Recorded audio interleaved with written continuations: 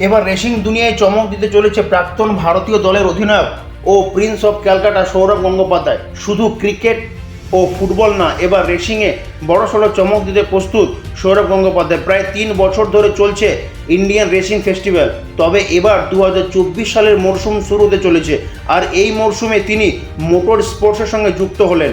ভারতের মোটর স্পোর্টসের ফ্যান বেসকে তুলে ধরতে এই রেসিং ফেস্টিভ্যাল শুরু করেছে রেসিং প্রমোশন প্রাইভেট লিমিটেড নামে একটি সংস্থা। ভারতে হাই স্পিড অ্যাকশনকে তুলে ধরতে এই স্পোর্টস প্রমোট করা হচ্ছে। 2024 রেসিং প্রতিযোগিতায় এবারে 8টি দল অংশগ্রহণ করছে। কলকাতা, হায়দ্রাবাদ, ব্যাঙ্গালোর, চেন্নাই, দিল্লি, গোয়া, কোচি, আহমেদাবাদ। আগস্ট থেকে নভেম্বর মাস পর্যন্ত চলবে এই প্রতিযোগিতা। তবে এবার সৌরভ গঙ্গোপাধ্যায়ের হাত ধরে রেসিং ফেস্টিভ্যালে পা রাখতে চলেছে কলকাতা। বিশেষজ্ঞরা মনে করছেন, যেভাবে সৌরভ ক্রিকেটে উন্নতি করেছে, আইএসএলের সফলতায় গুরুত্বপূর্ণ যোগদান রয়েছে প্রিন্স অফ ক্যালকাটার। আর এই অভিজ্ঞতায় ইন্ডিয়ান রেসিংয়ে কাজে লাগবে বলে মনে করেছেন সংস্থার চেয়ারম্যান ও ম্যানেজিং ডিরেক্টর।